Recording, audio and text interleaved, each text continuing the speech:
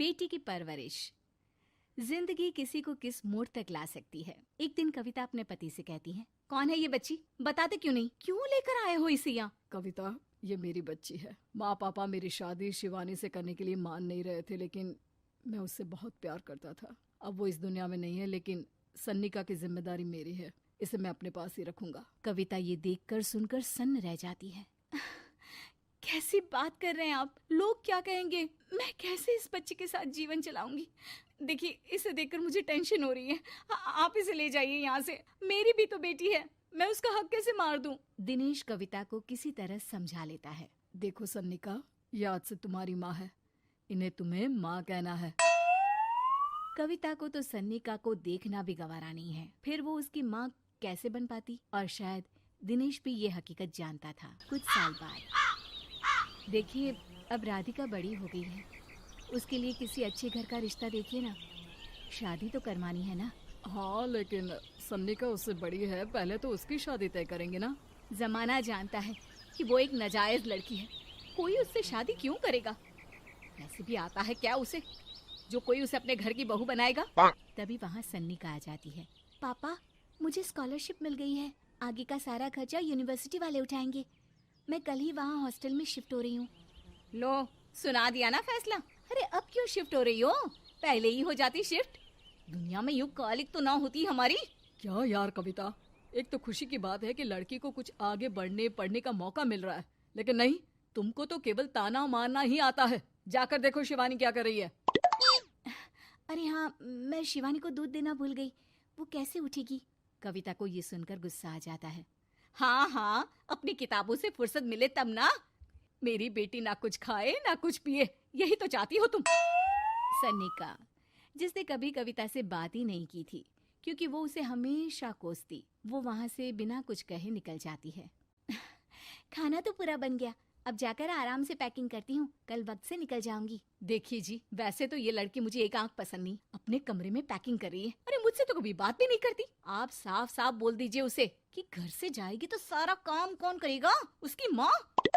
माँ का नाम सुनकर सन्निका भी वहाँ आ जाती है। नहीं, वो कैसे करेंगी, वो तो मर गई है ना। उस मनहूस औरत को मेरे घर में याद करने की कोई जरूरत नहीं है, समझी? वैसे भी ना होते हुए भी तेरी शक्ल में लगता है कि वो हमारे बीच में ही है हमेशा से। तो ठीक है ना, जब जा रही हूँ तो क्यों प्रॉब्लम हो रही है आपको? सन्निका घर से निकल रही थी। कविता ना चाहते हुए भी सन्निका को रोक लेना चाहती थी, और वजह थी सिर्फ उसकी सोशल लाइफ का डिस्टर्ब हो जाना। किटी में कविता की सहेलियाँ कहती हैं, क्या बात है, तू परेशान सी लग रही है, सब ठीक तो है ना?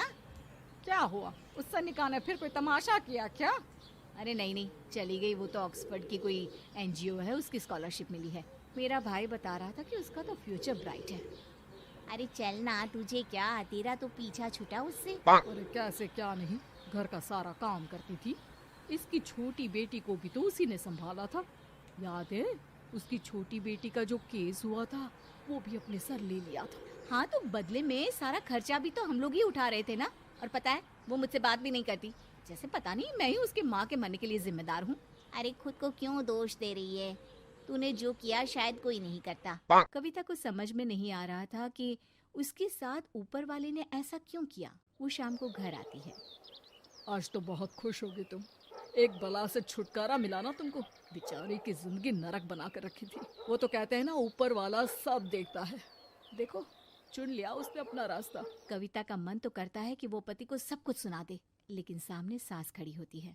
ये तो है, बेचारे को खाना बनाने से लेकर घर के सारे काम करने पड़ते थे। बाहर का भी कोई काम होता तो वही देखती। अब देखते हैं घर का काम कैसे होता है। तभी कविता की बेटी उसके लिए चाय लेकर आ जाती है। लो माँ चाय। कैसी रही किट्टी? अच्छी थी बेटा, खाने में कुछ बनाया है क्या? हाँ, सन्निका दीदी जैसी ही सब्जी बना दी है, आप रोटी बना लो। और हाँ, कल मैं चली जाऊंगी इलेक्ट्रिक बिल और राशन लाने के लिए। अच्छा अच्छा, पैसे मैं दे दूंगी। सन्नी का कार्ड दे गई है ना? हाँ माँ, एक कार्ड तो देकर गई है। अरे चोर नहीं थी वो, मेरे बेटे का ही खून है। पता नहीं कितना घमंड भरा है इसमें। अरे छोड़ो ना माँ, जिसको जो बनना था वो बन ही जाएगा। अच्छा माँ, कल चलना है उसके कॉलेज में, सभी पेरेंट्स को बुलाया गया है। अब कविता तो जाने से रही, तो हम ही साथ चलते हैं। हाँ बेटा, उस बिन माँ की बेटी का है ही कौन। अब क्या था, कविता का गुस्सा फूट पड़ता है। हाँ, आप लोगों के जैसे तो इंसान नहीं देखे मैंने।